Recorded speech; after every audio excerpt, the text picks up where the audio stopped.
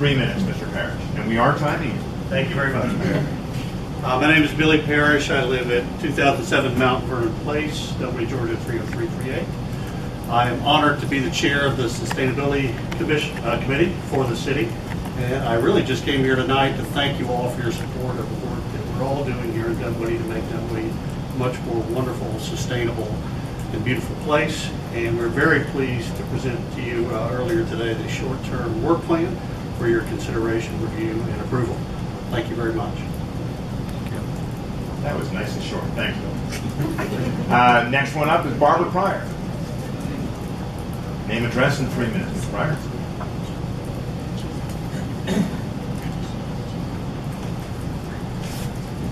Good evening. Barbara Pryor, 4735 Cambridge Drive, Dunwoody. As Bobbi would put it, for her last name, just Sedam. Everything that is good going on in the environment around Dunwoody probably has a bit of Bobbi behind it.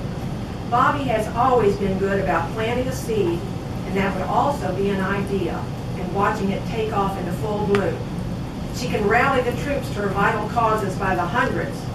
That's where we first met, with her yellow ribbons encircling trees as an emblem of those trees' importance to our very livelihood, cleansing and cooling the air and providing shelter and food for wildlife. Bobbi is a great teacher. We've all learned from her. She organizes nature and bird walks for our community. She helps with Eagle Scout projects. She's been a nature guide on the riverboat for the Chattahoochee Outfitters and transported their recyclables. Right now, she has an entire Girl Scout troop readying to build birdhouses and install them at Brook Run Park. Some of these birdhouses may go into an area where her encouragement helped get 2 old bridges rebuilt across a tributary to Nancy Creek. Bobbi is a founding member of the Friends of Brook Run Park, but she has been much more than a friend. Not to just the park, but to so many of us. We love you, Bobbi.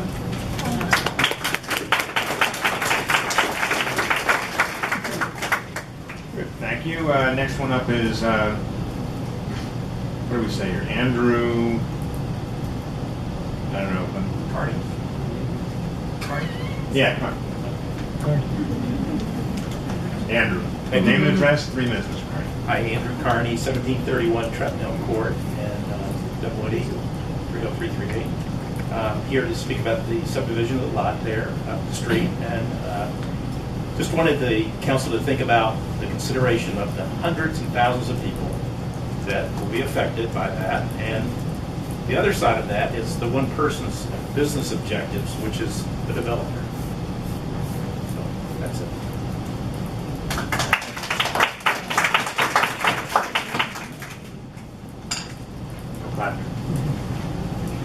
All right, next one up is Scott Buddy. Did he stay? No, he left. All right, Danny Ross. Name, address, and 3 minutes, Mr. Ross. Danny Ross, 1859 Toledo Court. I'd like to join with everybody in congratulating Bobbi or Sedam. I can think of nobody that's more suitable for being honored than Bobbi is. I'd like to add one name to the sustainability group that really started the sustainability mission. That'd be John Hennigan. John Hennigan was also a force behind that, and that was the first commission that we actually started in Dunwoody back in December of 2008. I'm here today to talk about my favorite subject, which is Chatcom and 911, and the fact that you've got a IGA on the agenda tonight for discussion purposes. I'm somewhat encouraged by the report that we got tonight here in the 6 o'clock session from the consulting firm. However, I'm optimistic, cautiously optimistic about it, because I don't think that Mr. Rapp has really dug into the real problems. As you know, we continue to have a creeping problem. I think he's got his hands wrapped around the one problem we've identified right now, but that we say that this is going to be the last problem that we have. I rise before you tonight since our IGA that we currently are operating on under paragraph 3.2 specifies that the contract will be automatically renewed for an additional year if it's not canceled by one of the 2 parties, Dunwoody and the authority, that it will be renewed. To my knowledge, that has not been canceled by either party. So we're now operating under an agreement It's going to be about $50,000 a year cheaper than the one that is on the table for your consideration. And what I propose that you do is to table this until such time that two things happen. One, that we have cat-to-cat operational to our satisfaction as well as the other two parties in the agreement. And two, that some of the things that need to be done in that agreement are fine-tuned. And I sent each of you a copy of the suggested changes to the agreement that should be put in there. One of these changes has to do with a different, new metrics that needs to be included in there. That metrics being the measure of the dispatch time. Today it takes 70 to 80 seconds after all the information has been gathered for a dispatch to occur for our police force. And that's in spite of the fact that we've got automatic vehicle locators in each of our cars. We know where all of our cars are at any one time. So I would ask, number one, that you defer this until such time and we have the cat completing to our satisfaction. And I think it also is worthy of deferring until such time as we have our new city manager here. He should be part of this decision himself. Thank you. All right, thank you. Next name up is Eleanor Goodwin. Here she is. Name and address and 3 minutes.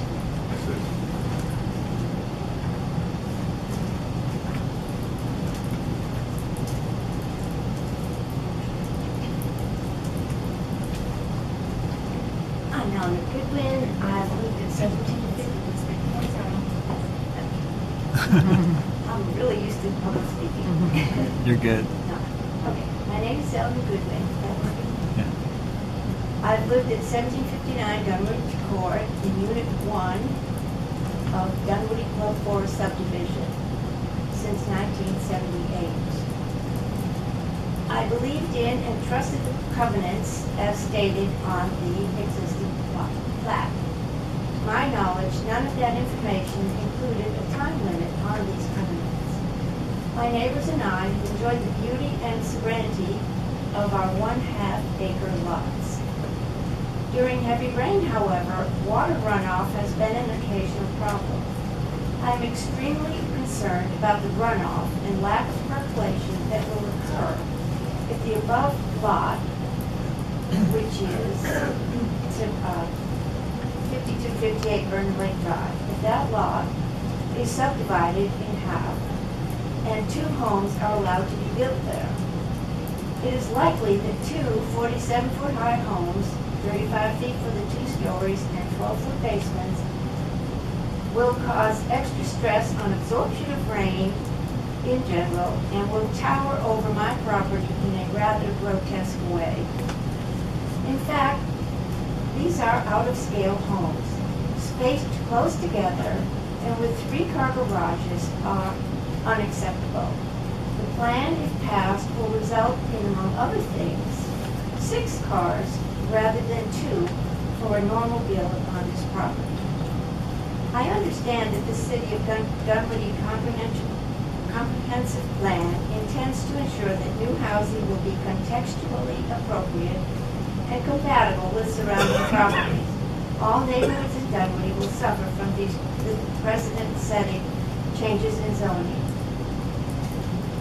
We also should consider the trees, or the death of them, resulting from tearing down of the original home and replacing it with 2 very oversized homes. Is there not a tree of ordinance in Dunwoody? Thank you for your time.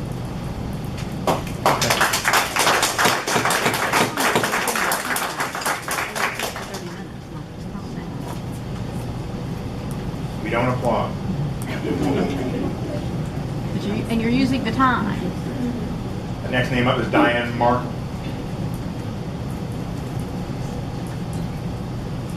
Name, address, and 3 minutes. Can I start before I get there? You gotta be on the microphone. My name is Diane Martin. I'm at 1642 Chateau Drive in Dunwoody, 30338. I am here tonight in support of Eleanor Goodwin and the concerns of the neighborhood around her. And I have brought visual aids. My visual aids were taken actually this afternoon from Ellie's driveway.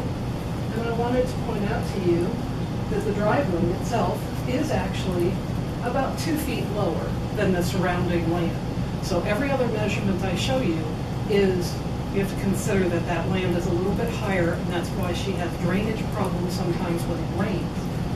But the big thing is corner of Ellie's house, my cute little car. This area here gives you an idea of standing on her driveway, looking over and seeing where this house will go. Ellie has a ladder that when you put it together, this top rung is at 13 feet. If I put 2 of them together, you can now see that. And if I add 2 more feet, we're not even to 30 feet yet. If this house is upwards going towards 40 feet, this truly not only towers over Ellie, who's standing there holding the ladder, but it will tower over her house and drain the drainage coming down will be much worse. Also, I'm concerned about the mature landscaping and the contextual fit in the neighborhood. This lot has many trees on it right now. It's a little bit overgrown at the moment, but it does have mature trees. And those mature trees, if you're going to get 2 houses on that lot, are going to be cut down and have the potential to also damage trees on Ellie's lot line because of where those roots would be going. We did take a look and sort of follow them around. So the drainage, the runoff, and the trees, I don't believe that this house or houses, if the worst comes to pass, will be contextually appropriate.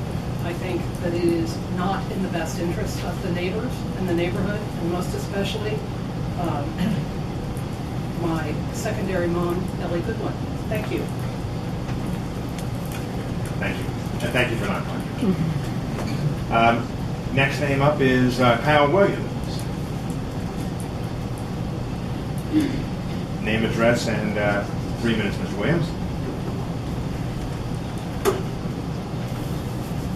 Thank you, Mr. Mayor, council members. I'm Kyle Williams. I'm a land use and zoning attorney. My address is 309 Sycamore Street down in Decatur, right down the street. I'm here on behalf of the owner of the property that y'all have been talking about or will hear about tonight. I represent Jim Brookwalter, who is the owner of 5258 Vernon Lake Drive. The decision you have before you that is being appealed is the approval of our subdivision plat. That is the only thing that is before this council. We followed your code, we abide by your rules, we provided the documentation, the verification, and the justification under your code for the by right approval of this subdivision. That is what was confirmed in the staff report that is before you, and while I understand changing neighborhoods and changing concerns, there is no alleged error committed by your city manager, and there's no alleged error committed by your city staff in approving this. And so respectfully, Mr. Mayor, council members, I do request your consideration of this and the denial of the appeal. Thank you. Thank you. And thank you for not applauding.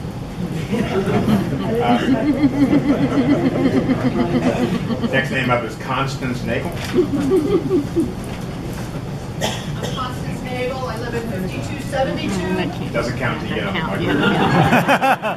I'm still Constance Nagel, and I still live at 5272 Vernon Lake Drive, which is the property just beyond Dunwich Court, the potential subdivide. So one thing that I'd like to bring up initially is the question of whether or not you followed your due process. One of the questions that we had was that taking 2 lots together and subdividing into 3 is something that is subjective to a discretionary decision by the council. So we're wondering why 1 lot divided into 2 has a different process, because they are seemingly the same activity, and why one is an administrative appeal and one is discretionary. So we'd like to ask that you all consider our appeal in discretionary. I think the other things that we like to talk about really is the aesthetic, is that these homes are going to be closer together than homes typical in Dunwoody Club Forest. They're going to tower, as we talked about, particularly in a corner lot. The lots are going to be smaller, and I think, from my perspective, there are lovely cluster home neighborhoods in Dunwoody, but Dunwoody Club Forest is not one of them. One of the things that is very appealing about our neighborhood is that the setback is consistent. The way that the homes are placed on the plats when the neighborhood was originally put together, the plats were drawn, and then the houses were put. That is the cohesion, the appeal to us. Those are the things that we are concerned about losing if we put these two very large homes on two very small parcels of land. Last but not least, it's not just Ellie and I that are impacted, but everyone that drives to the neighborhood. This will be the 4th or 5th house that you'll see coming into Vernon Lake Drive, which is a major thoroughfare into Dunwoody Club Forest. Every current property owner, every prospective property owner will see this every single time they come in and out of the neighborhood. This is not a home that's back in a cul-de-sac that nobody sees. All of us are impacted, and frankly, all of us that live in Dunwoody are impacted because there's precedent setting by being able to take one plot and subdivide it into two. Thank you. Thank you very much.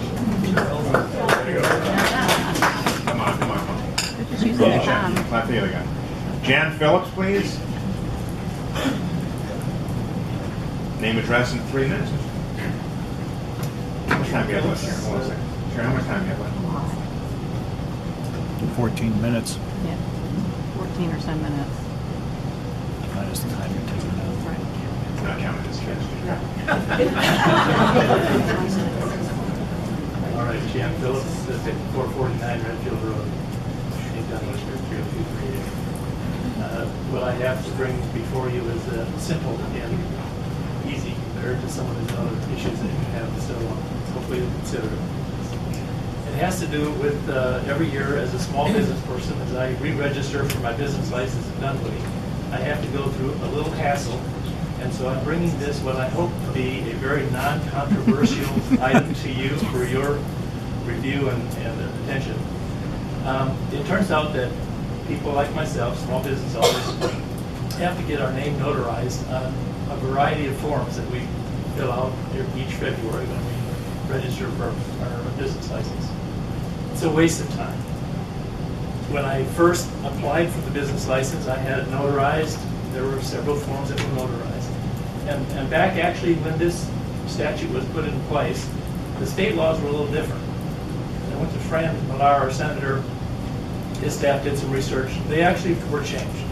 So now I'm just asking Dunwoody to change and get up to the current requirements. The state really doesn't require this anymore. It's just a Dunwoody thing.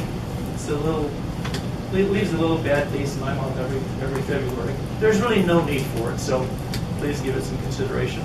The guy I work with here is James Hicks, so he knows all about it. It's very good. Thank you for your time. All right, thanks. That was new.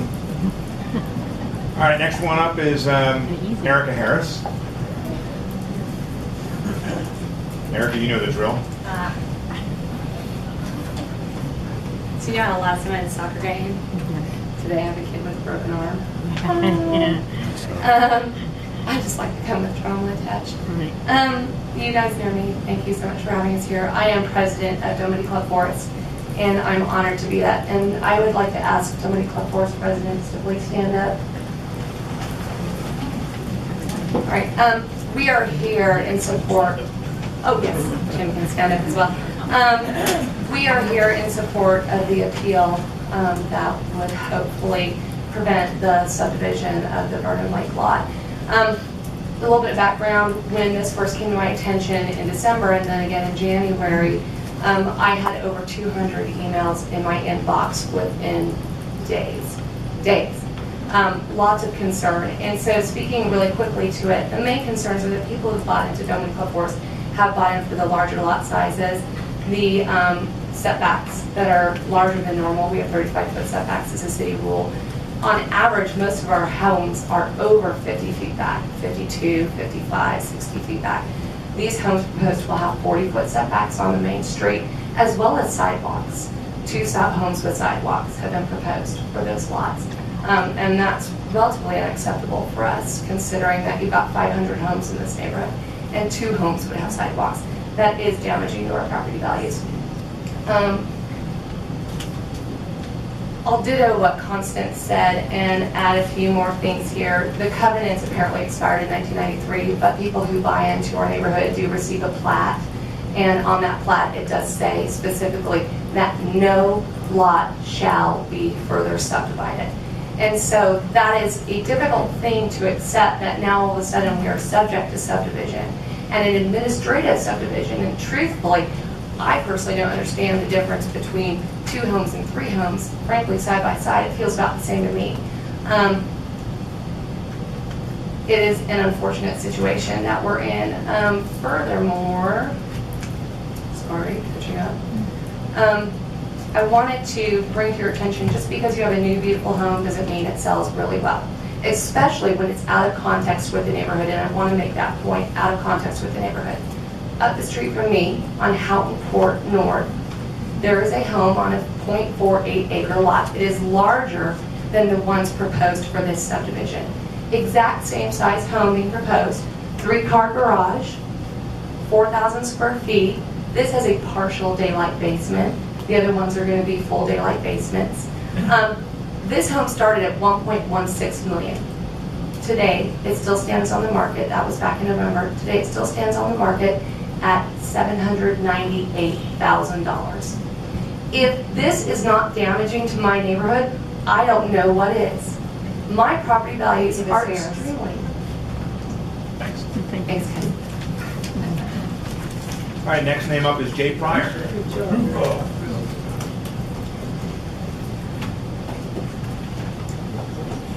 Name and address in 3 minutes, Mr. Pryor. My name is Jay Pryor. I live, as Barbara does, on Cambridge Drive. I want to start by commending the City Council in recognizing the many contributions of Bobbi. She is a great lady and one of the nicest people that, as you all know, one of the nicest people you'd ever want to meet. I do want to talk with you about an issue that I'm a little concerned about, and that is the widening of Dunwoody Road and the addition of bike lanes. I'm told that the plan is to put bike lanes into the initial bid as well as sidewalks. But if the bids come in and they're too high, then the sidewalks are eliminated. I think that's the wrong priority. There are more people who use sidewalks than the bikers on Dunwoody Road. And that's one piece of the puzzle. The other piece is if you'll consider when you drive along and someone is in a bike lane, and say it's a 4-foot wide, regular, prescribed bike lane, as I'm approaching them from behind, I tend to cheat a little and go over the yellow line to give them plenty of room. I don't want to endanger that bicyclist. And if you do that on Dunwoody, that's just not a good idea. It is a heavily traveled road, and I believe that putting bike lanes on Dunwoody Road is going to endanger both motorists and bicyclists. And I encourage you to spend the city's money on fixing the roads and putting in new sidewalks rather than putting in the bike lanes on Dunwoody. Appreciate it. Thank you very much. Last card up is Maxine McGuigan. Name, address, and 3 minutes, Mr. Good evening. I'm Maxine McGuigan. I live at 4996 North Peachtree Road. And the main thing is Chatcom has put me on hold again. August the 4th, Monday, we had tree cutters come into the neighborhood. We've got property across the street that's supposed to be a nature preserve. It's a dump. And they dump their debris there. And so I called the police. And Chatcom put me on hold. And then I got all these messages, please don't hang up, high volume time. Then the 3 cities that had Chatcom. And finally a young man came on, and he sounded really young and like didn't know very much. But I tried to tell him what was wrong, and I think I finally hung up on him.